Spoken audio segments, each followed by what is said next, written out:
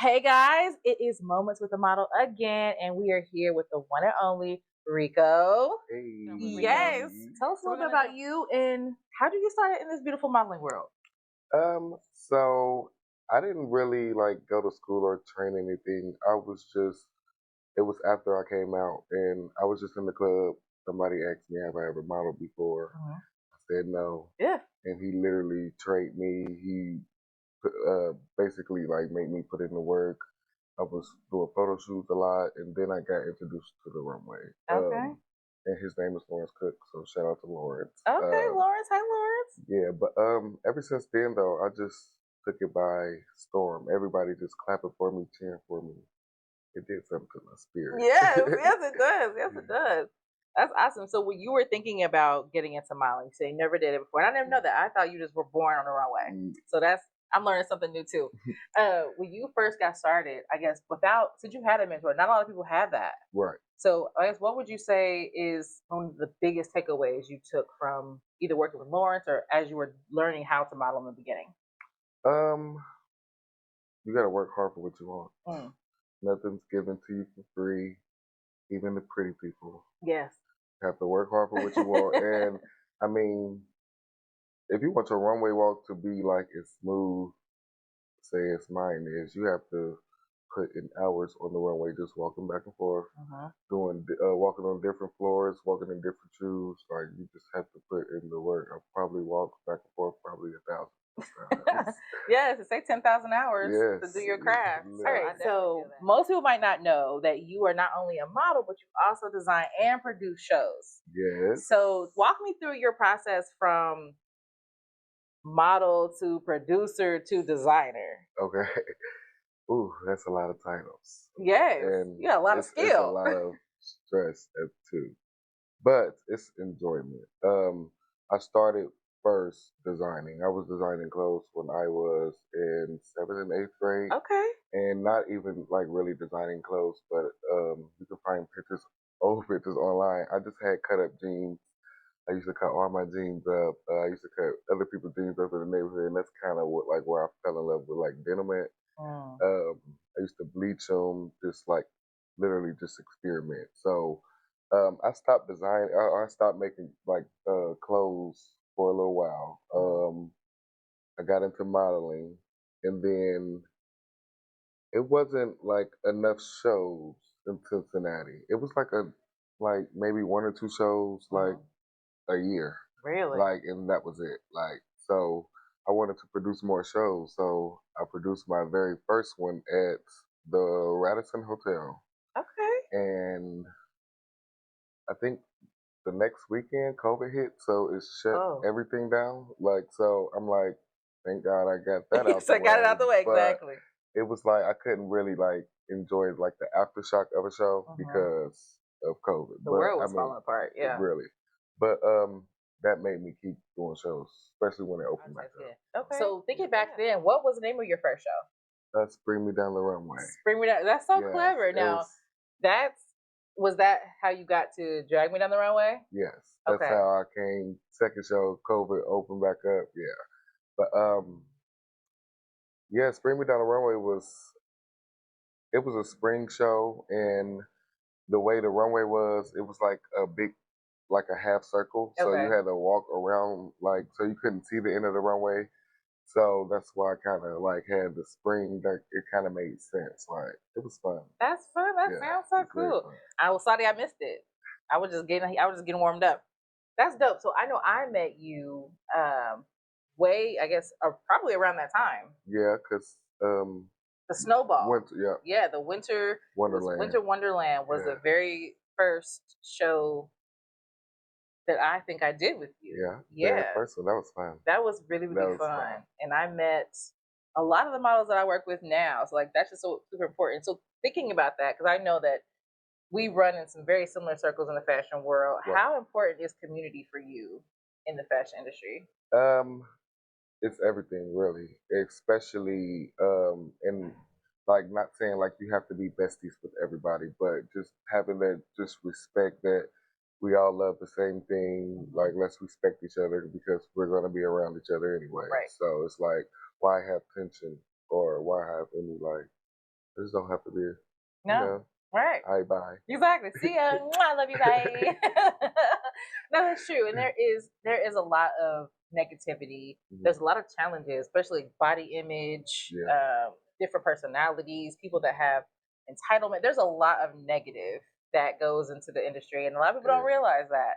So, as a model, how do you keep yourself like centered and grounded, knowing that you gotta kind of battle because people be weird. Yeah. For me personally, I just stay in my lane.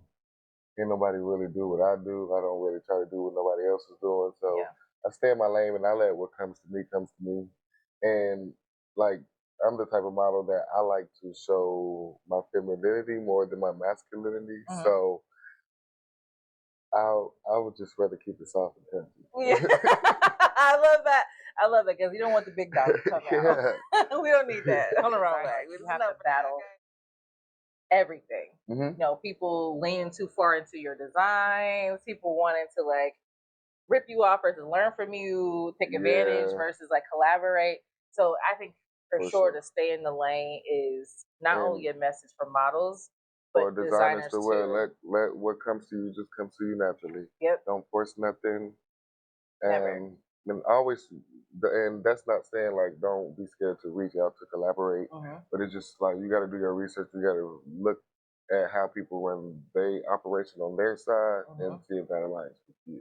Absolutely. That's a I'm gonna throw some cheers sound effects on that one because that's very, very true. For sure. And so thinking about your journey as a model, what would you say was like your best show, like the show where you felt like, Mama, I made it? Drag Me Into Spring. Yes. Is that because you produced it? That was one of the shows to where I was my first sold out show. And it was I was still selling tickets at the door, so it was like so people could stand up, but I sold too many because it was over capacity. Like, so that made me feel all the feels too.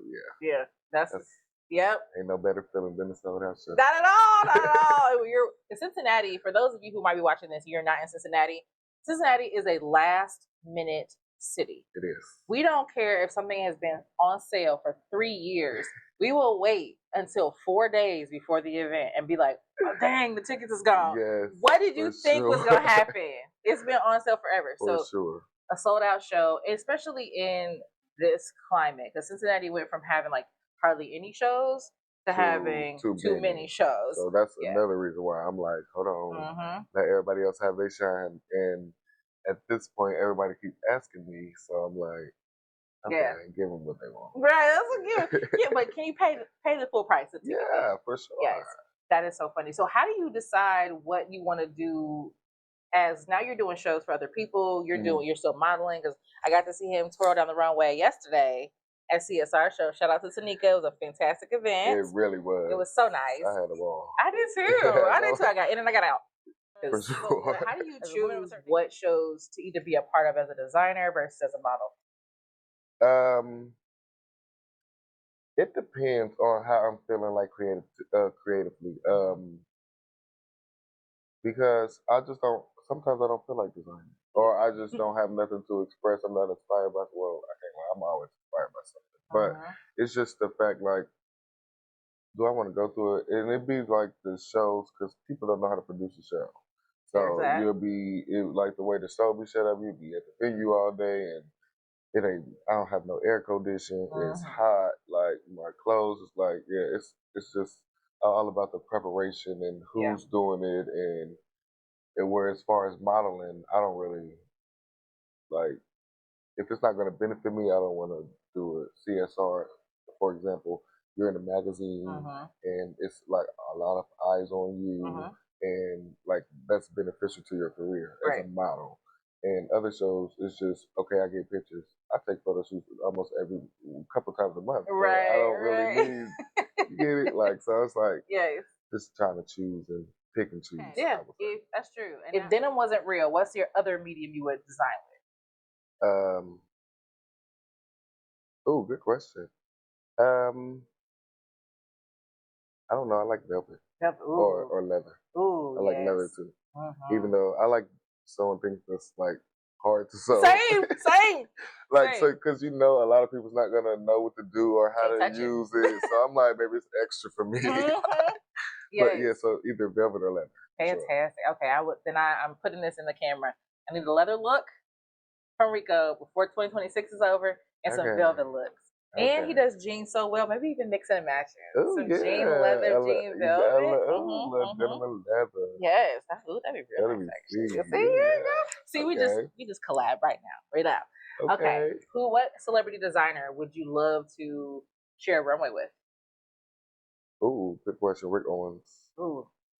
He screams me. Yes. Yeah, for sure. He screams me. It just everything is just not how it's supposed to be, and that's really what fashion is. Yes. So I have a fun. Turn it on his head. That's so, Mr. Rick Owens. If you're listening to this, call your people. Have your people call Rico. Please.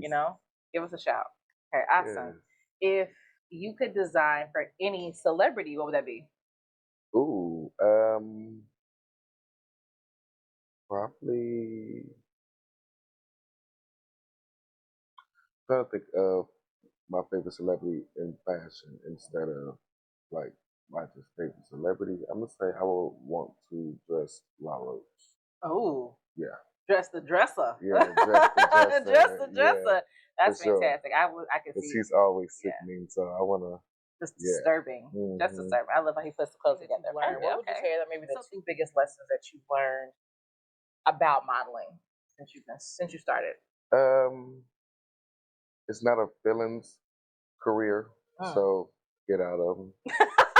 Hold on, let me say it again. I'm gonna put this in bold letters at the bottom. Say it one more time to the camera directly. It's not a feelings career, so get out of. Get out of them. Please please and thank you respectfully. Yes, and then not everything is as it seems in this industry at all. That's very true. That's very true. D'Angela was here before you, and I asked her what's something that frustrates her about the modeling industry, and she said the pivot, like sometimes last minute changes, really throw things off. Well, I live for those moments. Right? Yeah, I live for those moments. Because you be walking down the runway and you got to do your thing and you have safety pins poking you and you can't let it show. I love all of that. Yes. I think that's part of the keep your composure together. Yeah. Absolutely. Yeah. And even I was sharing with her, like when you're doing a show and some things are out of your control. Like MUA is canceled, DJs are late, the overcapacity. For sure. Crowd is late coming, caterer doesn't show up, and you can't show the audience any of that. Everything has to go in place. And as a model, I haven't done too many shows as a model, but the ones I have, I'm like, I got my snacks and I ate before I came, so I'm fine. I'm ready to go. That's I got model 101. Yes, have your own snacks. Have your own snacks. For sure, because you never know. Like, and everybody, I mean, it's not like a rule that I have to feed you. So people just do it at the kindness of their heart. Some people don't. So you got to be fair. I would order DoorDash in a heartbeat. And I've seen it happen. I'd be jealous because I didn't get in on that order. I didn't get in on that order. Yeah. So for a new model getting started, you said keep yourself out your feelings. What would you say is something to look out for or to be like excited about as a new model coming into the industry? It could be a lot of things. I mean, I still get excited after 7.5 years. I still get excited about hitting the runway every time. I love that. I don't get butterflies no more, but I definitely like. If I like what I got on, I'm very excited. I mean, even if I don't like it, I'm gonna still sell it. But it's always better if you like your outfit. It makes you just feel better as a whole. Like so. Yes. Yeah. That's very true. And a shameless plug, I can always tell Rico's feeling what I put on because I'll get a certain extra stomp on that runway, and I'm just like, okay, he likes it. He really likes it. Or if I unzip the bag and he sees it, I'd be like, ah. Yes. He likes it. But you've never dressed me in nothing that I did like, so. That's good. Yeah. Thank you very much. Thank you. And that comes, and I would love to hear your take on this too. Like for me, when I have my set of models, regardless if they're signatures or not, I like to make sure that they represent the clothes. I don't believe models are hangers. I think that they're a part of the storytelling. So if I put like Donnie, for example, I know Donnie works with both of us in our clothes, which is so cool. Like I wanted to shout out to Donnie. She's fantastic. But how cool is it that we both have very different aesthetics, Rico and I, and we work with some of the similar models, and there is it's such synergy, and he's a part of my signature collection. I've worked with him on shows. Like, it's just so awesome, and I want people to see that as much BS is out there, there are dope people collaborating with there being no issues. And it happens. And it works. It really does. And it's magic being made. Every single time. Yes. For sure. You learn way more from people that when you come with a positive spirit. For sure, yes. I've learned a lot being around you. Yeah, for sure. You got me want to dip into my denim bag. I ain't gonna lie. If I bust out with like a denim outfit, like just shut it up and like really couture looking, I'm gonna give you your tags. I'm gonna give you your props. Yes. And like I've worked with in the past, I'm gonna choose a look that I know you're gonna hold. Yeah, I designed by specific outfits for people body types that I know. I don't have to fit. Yep. Like a Sequoia. Like I already know your size like the back of my hand. Juicy. Like for a big girl, like I know her size. Like so, I like when I know your body, so I know what gonna snatch where and how it's gonna snatch. And I'm like, because I'm trying to do one fit in the time. Or none. Or none. Or zero. Like I'm literally like trying to know what is going on because that makes you design faster too. That's very true. And you can play. Like you said something about like so for full figure. Like I think that is so awesome to be able to see so many local designers working with full figure and curvy models. So talk a little bit about how that is. I know we're dipping kind of model designer bag, but I would be wrong if I didn't lean into both. So what would you say is like your approach or your excitement about working with full figure girlies? So I always did it, not gonna lie. It just took, and it's not that they're full figure. I just like working with models that have confidence, period. So Juicy was my first professional model that I worked with. And then LaQuinta, which is my close friend, she's also full figure, so I was dressing her a lot. But it's not they just both have a lot of confidence. Like, so can't tell them nothing. They still know how to walk a runway. So that's really when I started leaning into like, okay, they ain't scared, and they ain't scared to wear it. So I'm like, let me make it for them. Right. So that's dope. That's dope. Everybody needs some support and structure, but when you have a full figure girl and couture work, like people that are watching this, you don't understand how much work goes into making sure that the structure stays. They feel supported. They can move. They can still walk the runway and slay. So it's not easy to be a designer in general, but when you have couture full figure fashion, like it's a lot. It is.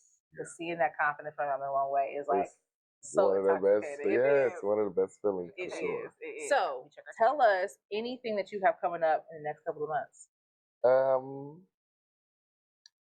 I'm gonna go ahead and give the girls a fashion. Ooh, okay, yay!